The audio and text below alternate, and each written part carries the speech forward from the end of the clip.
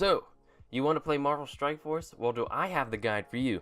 This will be the one-stop shop for everything you need to get going, and hopefully we can keep it short and sweet. So you may ask, Pa, how do you know all this if the game isn't even out yet? Well, I've been playing in the closed beta, and I'm assuming most things aren't going to change for official release, like core gameplay, how a lot of the modes work, so I'm going to talk to you guys about them now. But that means you have to take everything with a grain of salt in this guide. There are some minor things that might change, but I'm assuming most stuff's going to stay the same for the official release, and if anything major changes, I'll release another part to this guide that talks about what's changed. So without further ado, let's get into the guide. So first up, you're at the home screen. What is all this stuff?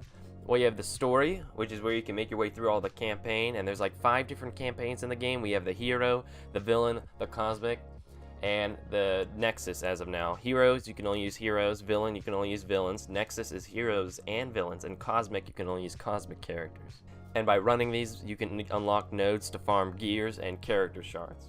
Next, we have Arena, which is the quote-unquote PvP of this game. It isn't live PvP. You go against AI-controlled versions of players' teams, which are the teams they use last in Arena.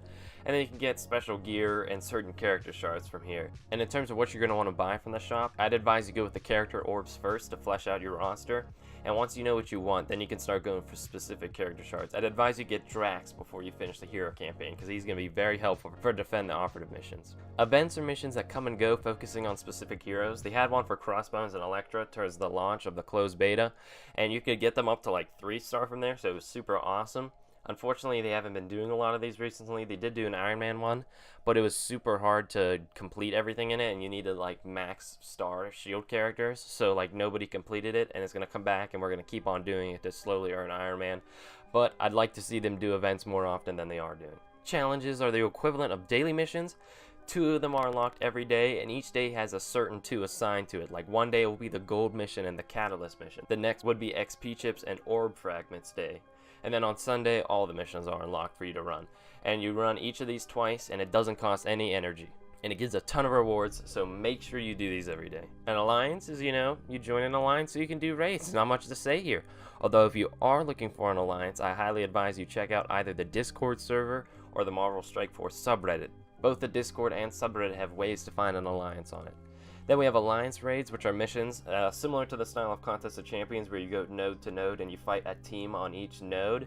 And then you and like 7 other members from your alliance will hop in here, and then you have to clear all the nodes. They have level 30 and level 40 raids. Level 30 raids will be a piece of cake after a while. Level 40 raids are where you really have to start trying with your alliance. Then we have daily objectives, which are super important because they give a ton of account XP.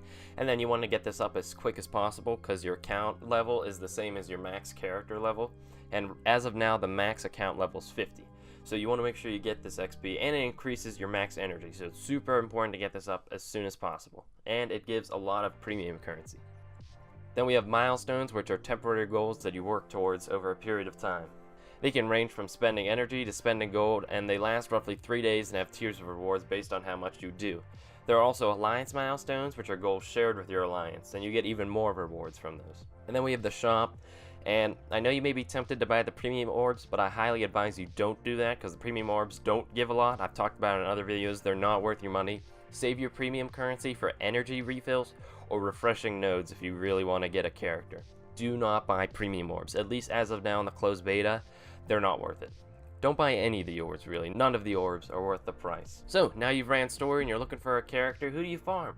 Well, I advise Yondu. He's a great support with a high DPS, and he has an AoE skill, so he's super great for nearly anything you need to do. Next, I advise Black Widow, who's top tier with her speed buffs.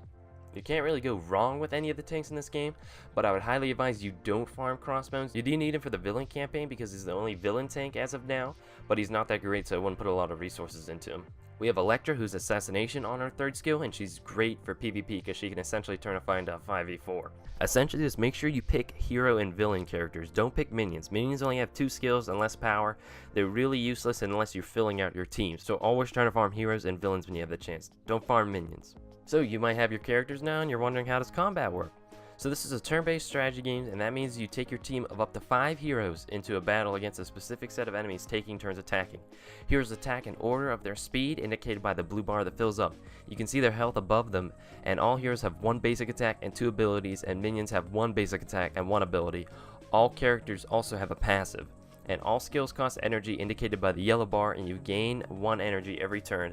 and characters start out with certain amounts of energy. There are multiple types of missions, including defend an operative or eliminate all the enemies, and I highly advise for defend the operative missions for you to use 4 tanks and then throw in a Black Widow. Your operative needs to be protected for 4 turns, and with 4 tanks they can each tank once, and then that means your operative will live almost guaranteed. So, now that you've developed your roster, you're probably wondering what's the future of this game.